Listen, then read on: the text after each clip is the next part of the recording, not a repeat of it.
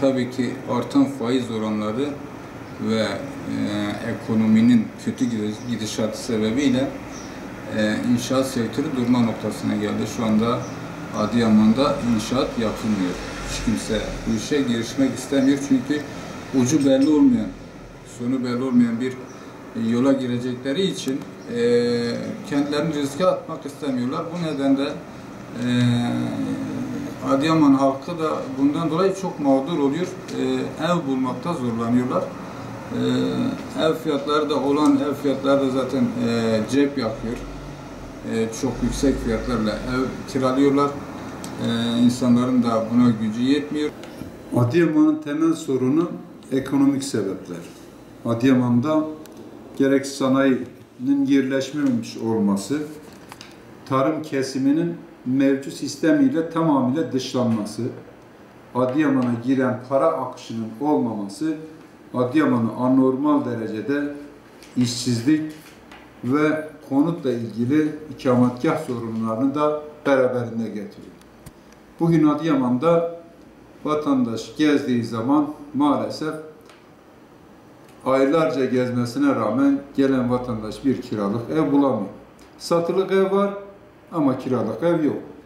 Vatandaşta para olmadığı için ev alma şansı da tamamıyla ortadan kalkmış oluyor. Adıyaman'a giren para şu ana kadar iki kesimle giriyordu. Bir, tütüncülük. Bu aynı zamanda kırsal kesimin yeniden dolmasına, insanların kendi işlerini kurması ile ilgili yapılması gereken çalışmalar vardı.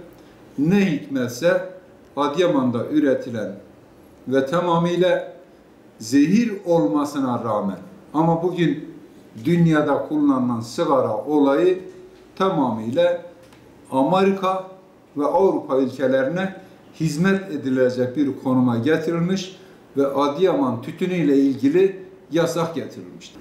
Bugün Avrupa'sı tamamıyla tarım ürünlerinin yetiştirilmesi için çiftçiye vermiş olduğu destek ve ucuza mal edilmesi gereken bütün yatırımları devlet yaparken biz de bunun tam tersi üretmiş olduğun ürünü sen masrafı karşılayacak düzeyde olma durumu asla söz konusu olamaz. İşsizliğin bu konuma gelmesi, enflasyonun bu konuma düşmesi, Adıyaman ilinde hiçbir para girişinin olmaması Adıyaman esnafını tamamıyla mağdur etmiştir, memurunu mağdur etmiştir. Kiralık ev yok ki ev bulabilirsin. Satılık ev var, vatandaşla para yok ki ev alsın. Ev satışları da Adıyaman'a herhangi para girişi bundan dolayı epey bir durgun. Sadece millet para ihtiyaç olduğu için evlerini satıyor. Kimse evi sattığı için kiraya vermiyor. Şu an tayin oranları epey bir yüksek. Sürekli dışarıdan gelen insan var.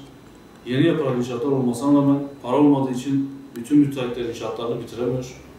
Bundan dolayı kiralık ev sıkıntımız var. Maalesef. Ortalama olarak günde kaç kişi kiralık ev tutuyor sizde? 8 ve 10.